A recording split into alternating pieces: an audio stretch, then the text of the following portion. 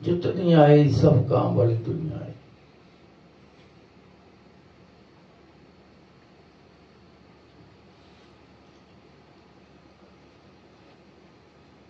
एक कई तरह के लोग गुरु जी के पास आया करते थे, जो कुछ थोड़ी बहुत रिद्धि सिद्धि भी हासिल करके बैठे हुए थे। कोई पूजा पाठ अच्छा खासा करते थे।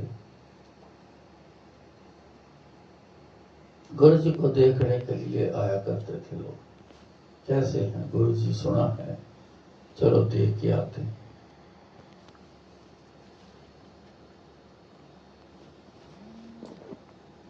तो गुरु जी ने उनको कमरे में ले जाना, तो उनके सारे पोल खोल के रख देना।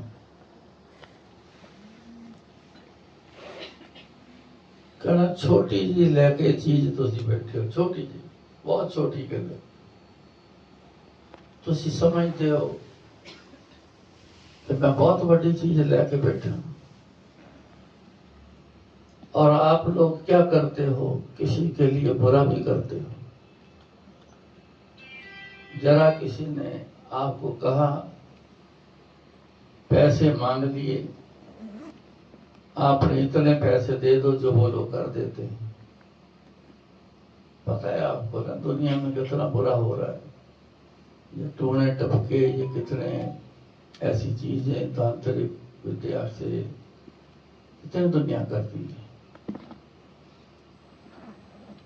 है तो अच्छे काम के लिए ये चीज है।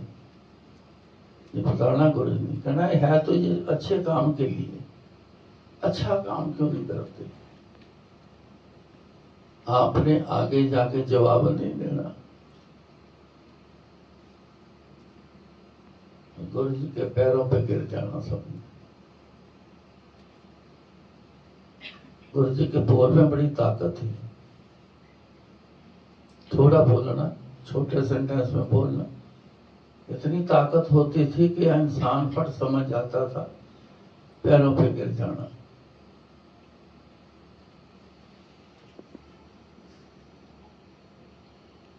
कहना मेरे को आयो, कोई चंगी चीज ले जाओ, जाके दुनिया का भला करो, जाओ, मैं आपको आशीर्वाद देता हूं, दुनिया का भला करो। हम लोग भी इन चीजों से सीखना चाहिए। अपने अंदर भी कोई ऐसे खोट तो नहीं है, अपने स्वार्थ के लिए किसी का गलत कर दो।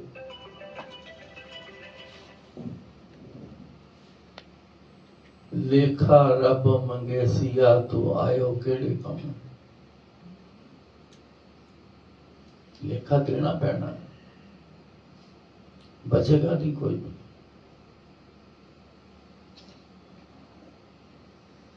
लेखा तो भीष्म पितामह को भी देना पड़ा, इतना सियाना,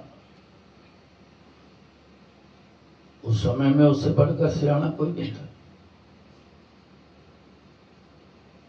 बहादुर भी बड़ा, लेकिन जो असूल, जो कानून परमात्मा के घर में है, चलना सबको उस पर ही पड़ेगा। कितने तीर खाए भीष्म पितामह ने, इतिहास में आप जानते हो, प्राण नहीं निकल रहे।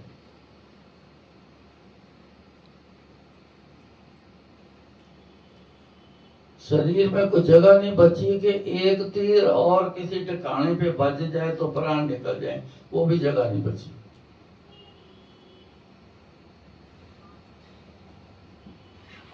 हालांकि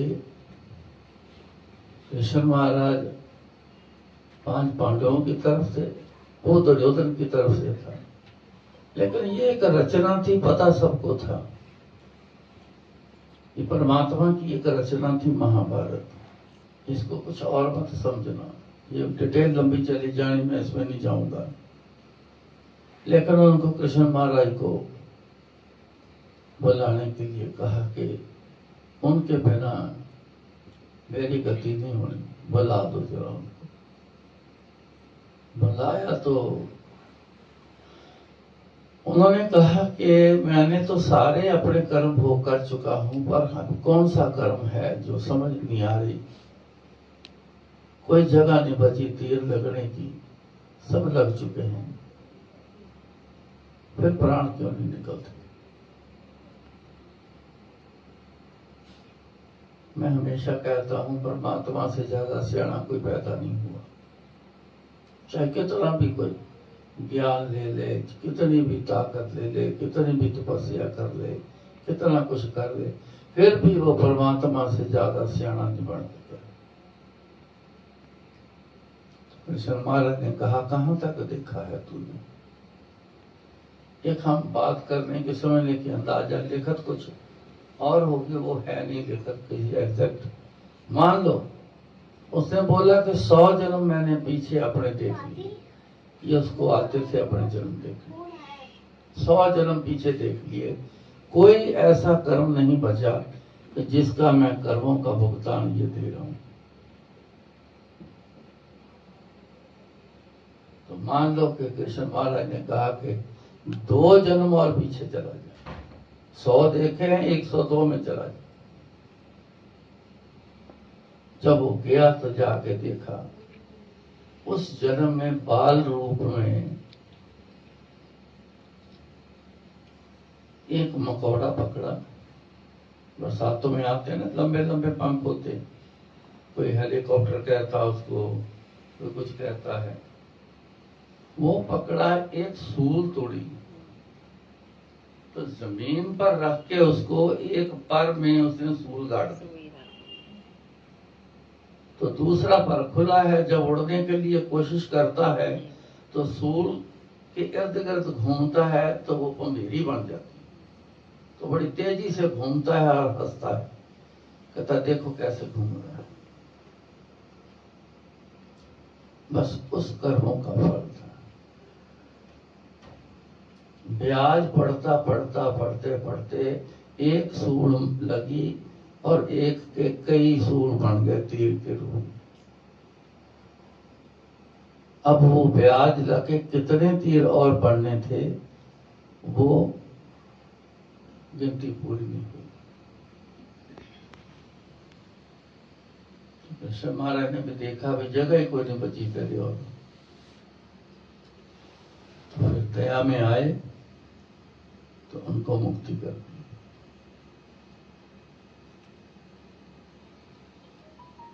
जब मेरा ट्रीटमेंट किया गुरुजी ने आंखों का,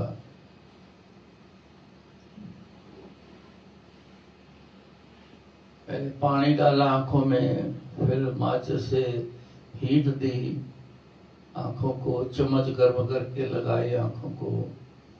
तो मेरी आंखें इतनी नष्ट हो चुकी, खराब हो चुकी थी कि डॉक्टर लोग तो बहुत देर से जवाब दे चुके थे, नजर भी खत्म हो गई थी। एक दिन आया, नजर खत्म हो गई। फिर उन्होंने सुई मंगवाई तो मेरी आंखों में बहुत सारी सुई मारी, दोनों आंखों। फिर अपनी उंगलियों में सुई मार के सारी उंगलियों में ब्लड निकाला, गुरु ने अपना मेरी आंखों में डाल दिया, कहते उठ जा तेरा कल्याण कर देता। तब मेरे को 1.5 साल बाद सवाल किया, पूछा मेरे से, कहते तेन पता तेरी आंखों च सुइयां क्यों मारियां सी? मैं कहती नहीं। फिर गुरु जी बोले, कहते तेरे कर्मों में जितने इंजेक्शन लगने रह गए थे, मेरे 11 साल मेरी आंखों में इंजेक्शन लगी, 2 रोज, सवेरे और रात, 2 इंजेक्शन रोज। उससे ट्रीटमेंट हो रहा था। ऐसी बीमारी थी, बहुत ज्यादा इन्फ्लेमेशन थी। जब 11 साल बाद मेरी नजर बंद हो गई, तब डॉक्टरों ने इंजेक्शन लगाना, ट्रीटमेंट करना बंद कर दिया। कहते अब किस लिए करना, जब नजर ही नहीं रही तो ट्रीटमेंट किस बात का। तो वो इंजेक्शन जो बाकी और लगने थे वो रह गए। तो गुरु जी बोले तेरे कर्मों में जितने इंजेक्शन और लगने थे वो रह गए, पहले तेरे कर्मों का भोग पूरा करने के लिए उतने इंजेक्शन के मैंने सुई मार के पूरे किए। ना कोई बचा है ना बचेगा। बचा सकते थे गुरु जी, ना सुई मारते, ना पूरे कर्मों का भोग कराते, ऐसे नजर ठीक कर देते, कर सकते थे। लेकिन ये बहुत अच्छी बात है कि कर्मों का भोग पूरा कर जाना। महापुरुष गुरु पीर ये क्या करते हैं, कई बार ऐसा होता है कि पहली बार मिलने आए, जब घर चले गए तो 2-4 दिन में ही कोई नए दुख शुरू हो गए। इंसान कहता अच्छा क्या हूं उनके पास, दुख दूर होने चाहिए, ये तो और मिल गए हैं। तो गुरु जी कहते दबे हुए कर्म भी पड़े हैं। वो भीष्म पितामह का वो कर्म दबा पड़ा था, इसलिए उसे दिखाई नहीं दिया। दबे हुए कर्म पड़े होते हैं, वो पलते रहते हैं, अंदर अंदर से बड़े होते रहते हैं। तो गुरु जी क्या करते थे, इनको तो देखता है सब कुछ, तो दबे हुए कर्मों को उखाड़ देने, इसी जन्म में इनका कर्म को पूरा करो, कि हर जन्म में करते रहना। गुरु जी में बड़ी खासियत थी, ये खासियत थी, इसी जन्म में गुरु जी कर्मों का भोग पूरे करवा देते थे, ताकि आगे के जन्म जो हैं वो सुखी वाले हो जाए। गुरु जी के होते हुए आज भी देखो कई बार होता है ऐसा, ऐसे दुख आते हैं, इतने दुख आ जाते हैं, कई बार बंदा परेशान हो जाता है, कहता गुरु जी सुनते नहीं। कौन कहता गुरु जी नहीं सुनते? इसने देखा है, इतनी बात कह देते हैं सारे, देखा है किसी ने कि सुनते नहीं? उनसे ज्यादा सुनने वाला कौन है? उनसे ज्यादा देखने वाला कौन है? वो सबको देखते हैं, सबकी सुनते हैं, लेकिन अपने तरीके से हमारे अच्छे के लिए ऐसा काम करते हैं जिसको हमें समझ नहीं आती। मैं तो हमेशा कहता हूं कि परमात्मा ने कोई समझदार बंदा बनाया ही नहीं, सियाणप तो किसके पास नहीं दी, उसने दी ही नहीं, इसलिए समझ नहीं आती। कृपा होगी इनकी तो समझ आएगी। तो इसलिए गुरु जी की बड़ी खासियत जो मैंने जिंदगी में देखी है कि कर्मों का भोग करवाते हैं पूरा। मेरे ना स्टोन हो गया, ये 88 की बात है, 85 में गुरु जी के पास आया।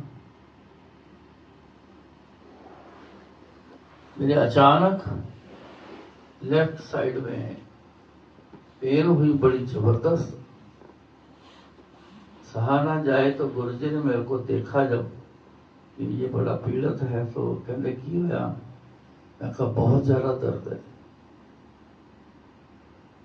डॉक्टर बैठे थे अंदर, उसको बुलाया, कहते देखे उनकी गल नहीं पता सब है उनको, लेकिन लीला ऐसी, रचना ऐसी रच देनी कि वो अजीब सी लगनी। उसने मेरे से पूछा, देखा, कहता एक्सरे कराना पड़ेगा। मेरे को ले गया एक्सरे कराने के लिए। मेरे से पूछा, कहते जी एक्सरे कराना पड़ेगा।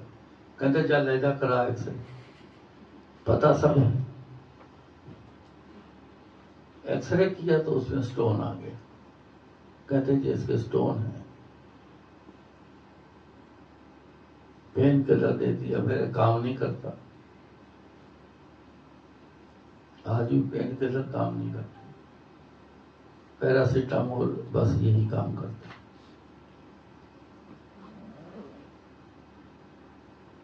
कुछ दिन निकले, मैंने गुरुजी से कहा कि गुरुजी बहुत दर्द है, करो कृपा।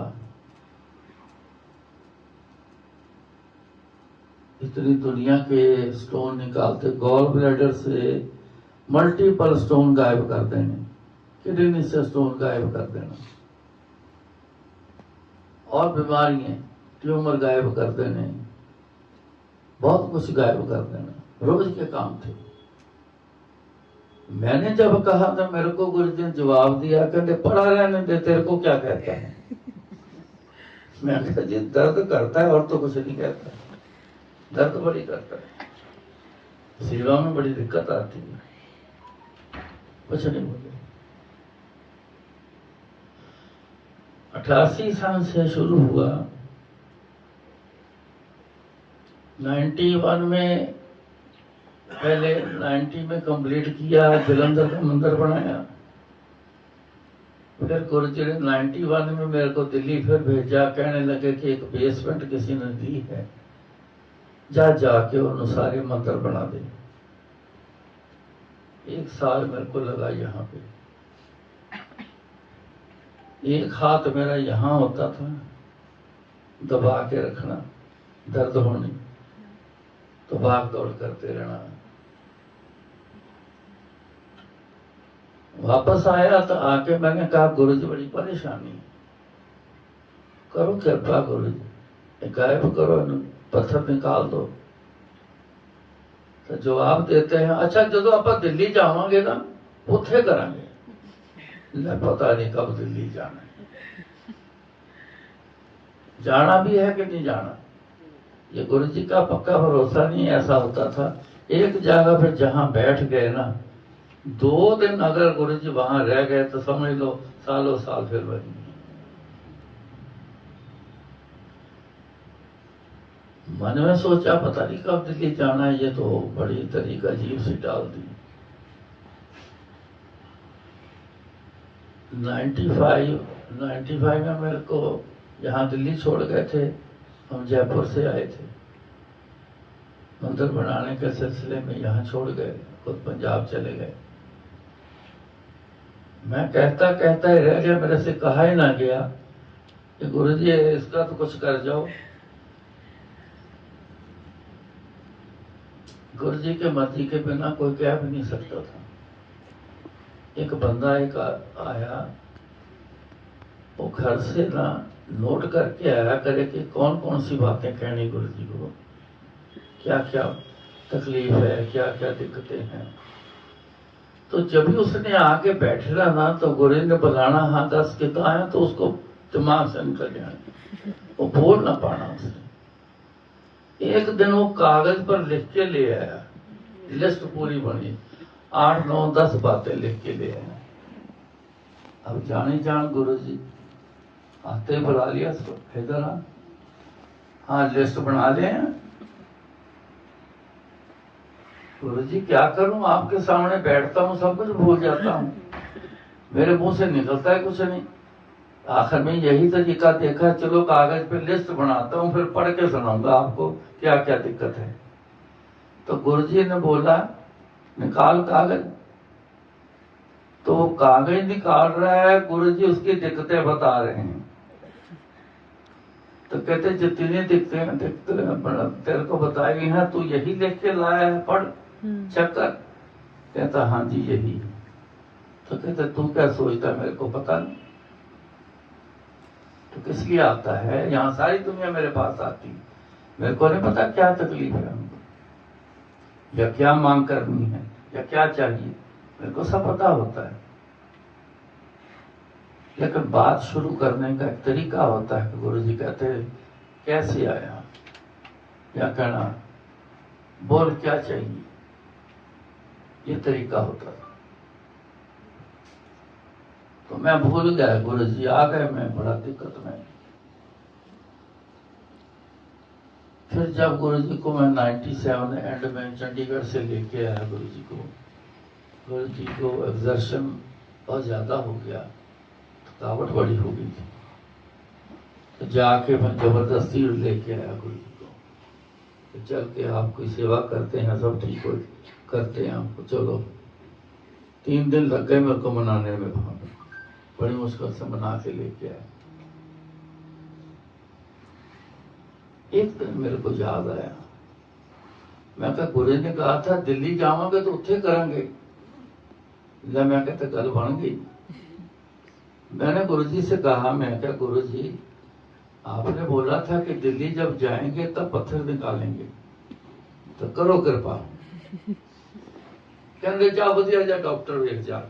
मैं कहा मेरे लिए डॉक्टर ही रह रहे, इतने लोग आते हैं। एक आंटी वहां आया करती थी, उसका नाम ही रख दिया था 36 स्टोन वाली आंटी। उसका हस्बैंड एमईएस में थे ऑफिसर, आजकल नोएडा में सेट हैं। उनका भी बड़ा अजीब सा सब, बहुत ही जबरदस्त, बाद में सुना दूंगा। उसका नाम ही रख दिया, मल्टीपल स्टोन इतने थे, भरा पड़ा था गॉल ब्लैडर उसका। तो गुरु ने 36 स्टोन वाली आंटी नाम रखा, तो उसके सारे स्टोन गायब कर दिए, गॉल ब्लैडर काम करने लग गया। ये तो स्टोन गॉल ब्लैडर में तब बनता है, सबसे पहले गॉल ब्लैडर काम करना बंद कर देता है, तब स्टोन बनते हैं उसमें। स्टोन से वो काम करना बंद नहीं करता, पहले ही बंद होता है काम करना उसका। तो फिर उसमें क्योंकि वो बाउल निकलते हैं और रुक जाते हैं, तो उसमें फिर जो भी ये एसिड वगैरह होते हैं तो वो बीच में रह के तो वो स्टोन की शेप ले लेते हैं। मैनू कहते वधिया जा डॉक्टर देख। खैर उनके कहने मुताबिक मैंने आरजी स्टोन कैलाश कॉलोनी सबसे बढ़िया है, वो आके बताया। 2 जनों को मेरे साथ भेजा, जाओ कहते थे बुलवा के लाओ।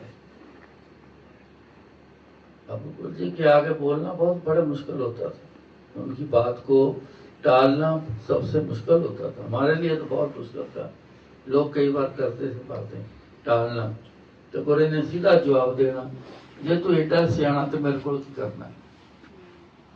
जब मेरी बात को तू टाल रहा है तो फिर तू इतना सियाना तो मेरे पास क्यों आया है? चले गया जी।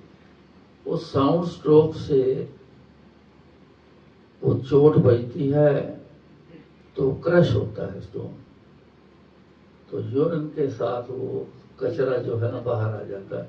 ऐसी टेक्निक उस समय चल रही। थोड़ा सा चूरा रह गया, थोड़ा सा, वो ना निकले।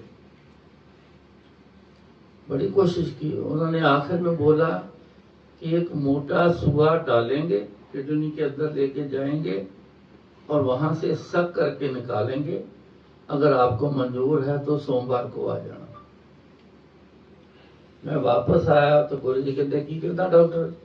मैं कहा गुरु जी डॉक्टर कहता मोटा सुआ डालेंगे, उसे सक करें। कहते नहीं रहने दे, कोई लोड़ नहीं। कहते मैं कहा जी फिर निकाल दो, फिर आप ही निकाल दो। फिर वही जो है कहते पिया रहने दे, तेनू की कहता। मैं कहा मेरे को इसमें कुछ नहीं कहना गुरु जी, कल को ये बड़े हो जाने हैं, डिपॉजिट होते होते हो रहे, ये कई स्टोन बन जाने हैं। चुप, मुंह इधर कर दिया। समय निकलता गया, गुरु श्री छोड़ गए। 2009 में लड़के, मेरे तीसरे नंबर लड़के की शादी थी। उस भाग दौड़ में, कुछ नाच कूद में वो उखड़ गए, तो 2 स्टोन बन गए 19 mm के। वो उखड़ गए, तो अब वो उखड़ गए तो बीच में इधर उधर हुए, जैसे जाके बजे किडनी में तो चीखें निकल गए।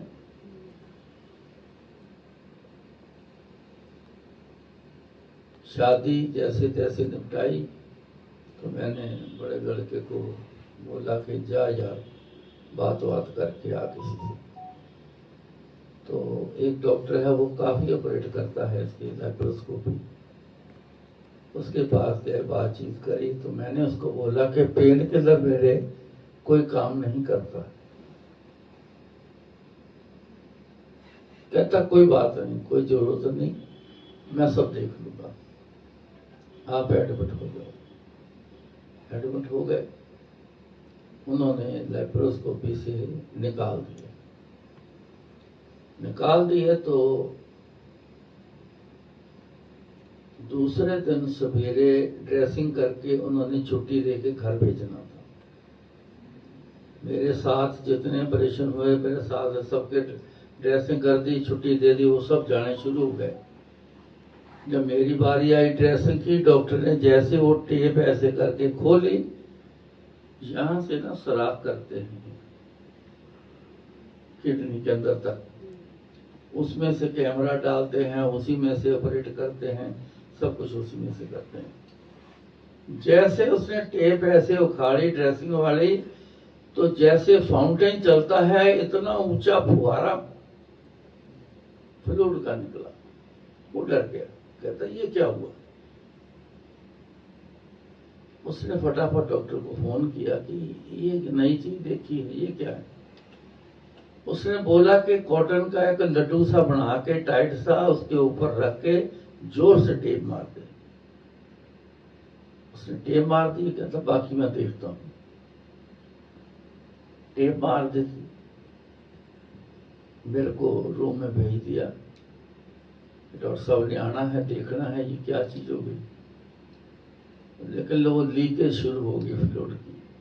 1-2 मिनट में ही पूरी जो बेडशीट थी वो सारी गीली हो जानी। आया डॉक्टर, देखा तो दर्द कहे बस मैं ही मैं हूं, क्योंकि मेरे कुछ लोग 2-4% ऐसे हैं जिनके पेन ज्यादा महसूस होती है। तो मेरे इतनी दर्द के मेरी चीखें बजनी शुरू हो गई। मैंने कहा डॉक्टर साहब रात बड़ी मुश्किल से गुजारी है, बहुत ज्यादा पेन है। उसने बोला पैरासीटामोल का आईवी इंजेक्शन लगाओ, वो ड्रिप्स जैसा। वो 2 लगाए उन्होंने, लेकिन कोई फर्क नहीं पड़ा। रोज डॉक्टर राउंड पे आए, मेरे कमरे के दरवाजे से ही ऐसे बाहर खड़ो के देख के चला जाएगा, अंदर ही ना आए पूछने के लिए। डर से चीखें बड़ी जबरदस्त। 5 दिन मेरी वो हालत हुई, मैं बता नहीं सकता, इतनी बुरी हालत थी। समझ ना आए है क्या माजरा, मेरे साथ ऐसा क्यों हुआ। बाकी अगले दिन सवेरे ही छुट्टी करके चले गए, मैं अकेले ऐसी चक्कर में क्यों फंस गया। कोई बताए ना मेरे को, यहाँ हॉस्पिटल पूछे, कोई बताए ना। मेरे को बस ये कहना शुरू हो गया जी, कहते जी बेड खाली कर दो, आप घर जाओ। मैं कहा मैं तो नहीं जाऊंगा, जब तक मेरे को आप ठीक नहीं करोगे मैं हॉस्पिटल नहीं छोड़ूंगा, मैं नहीं जाऊंगा। खैर नेक्स्ट डे 6वें दिन पेशेंट ला के मेरे बेड के पास खड़ा कर दिया, कहते जी उठो बेड खाली करो, पेशेंट को बैठ जाए। मैंने फिर अपने लड़के से कहा, मैंने कहा जा खुद और डॉक्टर से बातचीत कर जा, इनका तो लगता है जवाब है। छुट्टी मिल गई, घर चले गए। ये गया, उन्होंने कहा जिन्होंने ऑपरेट किया है वही करेंगे, हम कुछ नहीं करेंगे, जवाब दे।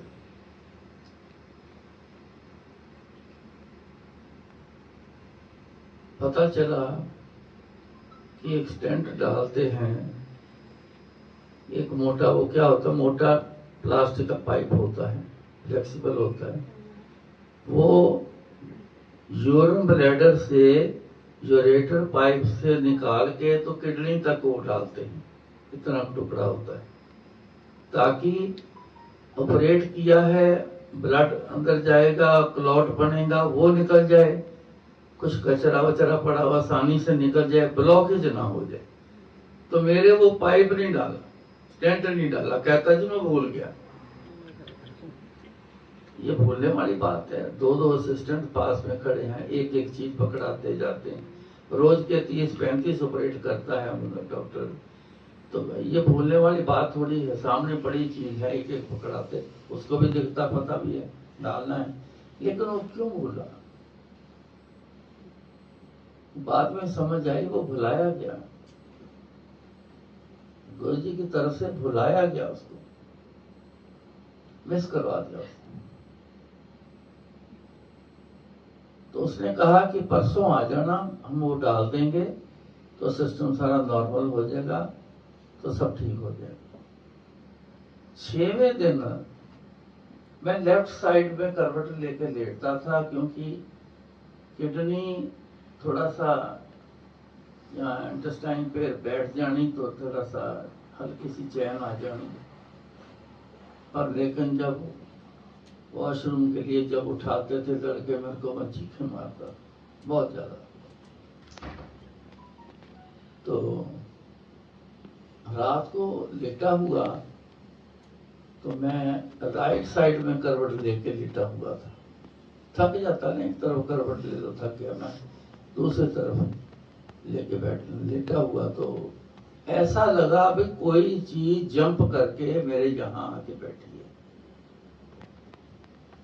मैंने जोर से हाथ मारा, नींद तो आई नहीं, 5-6 दिन सोया नहीं, इतनी दर्द थी, आप अंदाजा लगा लो।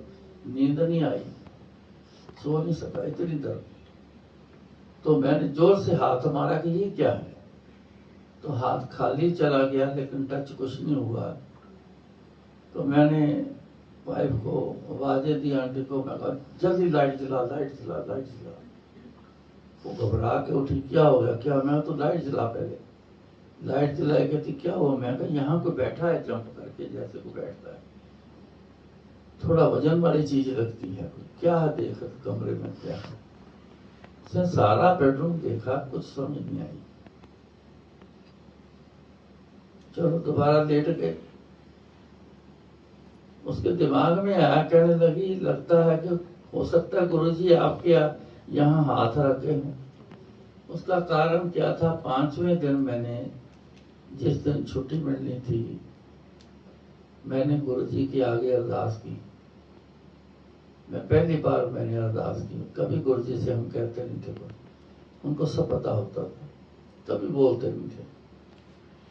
मैंने पहली बार अरदास की, मैं कहा गुरुजी आज तक आपको कुछ नहीं कहा, मैंने कुछ नहीं मांगा, बोले ही नहीं, हम अपनी मर्जी से सब दे रहे हो।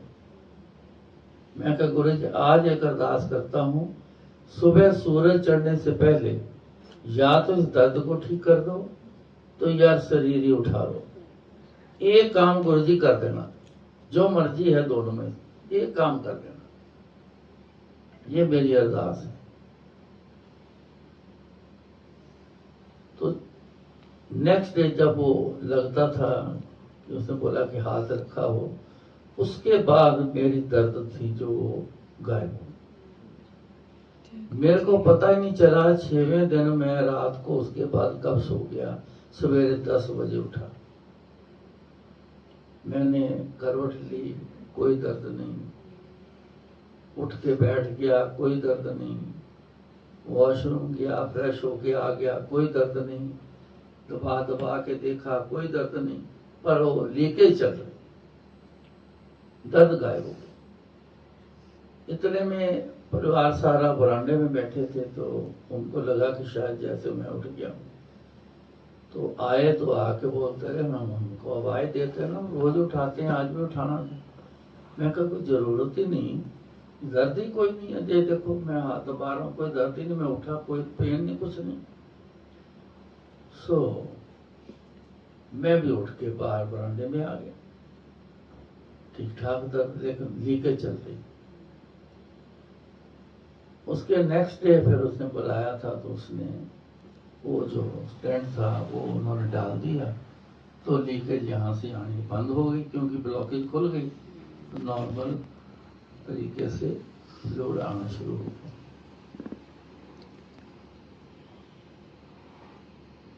अब ये सिलसिला गुरुजी के होते हुए, गुरुजी के पास रहता हूँ दिन रात, उनकी सेवा में हूँ। मेरे को 88 से लेके 9 तक कितने साल बन गए,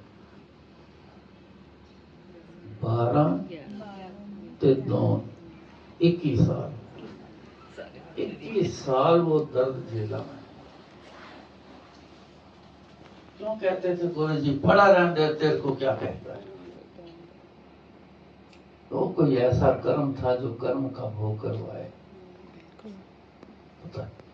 पता नहीं कितने कर्मों का भोग करवाया, जो इसी जन्म में खत्म करना है। उनका साथी हूं मैं, मेरा तो काम अगर दुनियावी तौर पे देखा जाए तो सबसे पहले होना चाहिए, लेकिन 21 साल उन्होंने मेरा कर्म भोग करवाया।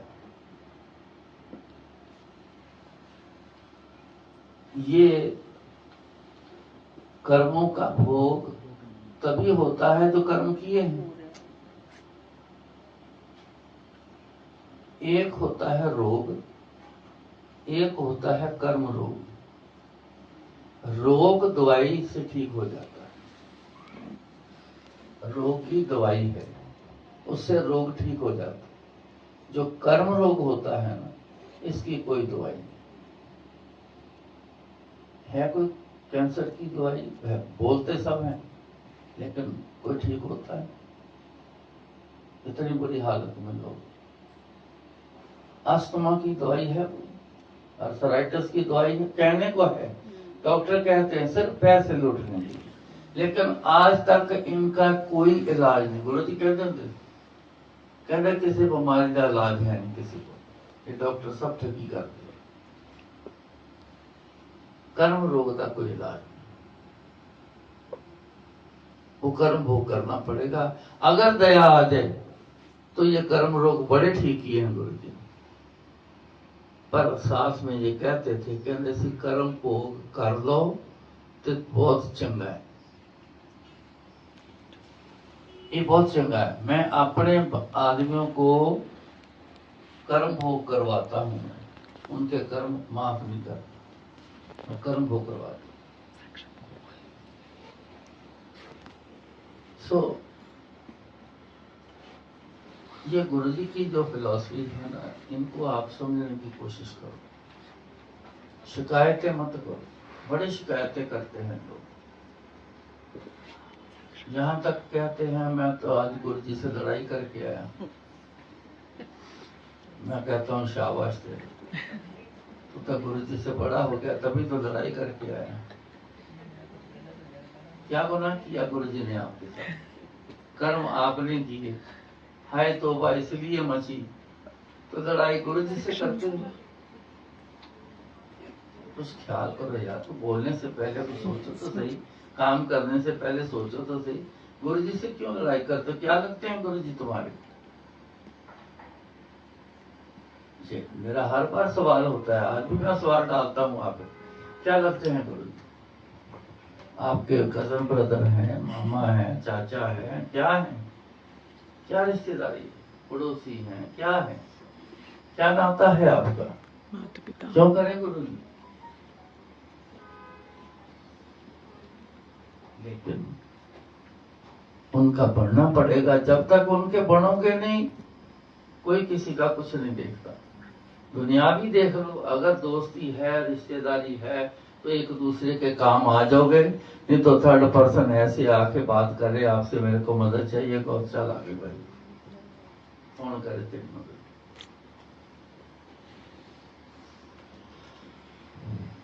एक सत्संग में आपको बहुत बढ़िया सुनाता हूँ। एक दिन गुरु जी ने, मैंने बिस्तर लगा दिया गुरु जी का, तो अपना लगाना था, मेरा उनके साथ ही होता था बिस्तर, अपना लगाना था। तो गुरु जी मेरे को कहते वो तेरी नई एक रजाई आई है ना, तो पड़ी है? मैं क्या पड़ी है? कहते मैं कहा हाँ जी गुरु जी। वो बड़े देर की पड़ी थी, पैकिंग ओके सारी ऐसी की ऐसी, कपबोर्ड के ऊपर के हिस्से में पड़ी थी। कहते आज वो लगा दे और मेरे वाली रजाई तू ले ले। मैं कहा ठीक है गुरु। मैं गया, कपबोर्ड खोला, ऊपर से निकाल पैकिंग खोली, खोल के मैंने वो लगा दी गुरु जी की रजाई छट कर। तो मैंने कह दिया तू अपना बिस्तरा ना आज हॉल में लगा ले। ठीक है गुरु जी, मैं हॉल में लगा लेता हूँ। अपना बिस्तर मैंने हॉल में लगाया, गुरु जी की रजाई अपने रखी बेड पर और अपनी गोल मोड़ करके तो ट्रीटमेंट रूम में रख दी। तो मैं ना बैठ के सोचने लग गया, यार गुरु जी की ली हुई रजाई है, गुरु जी का प्रसाद, क्या करूं? लूं के रख लूं, घर भेज दूं, क्या करूं? फिर मैंने कहा कि गुरु जी के बोल क्या है, ये ध्यान से समझना बात।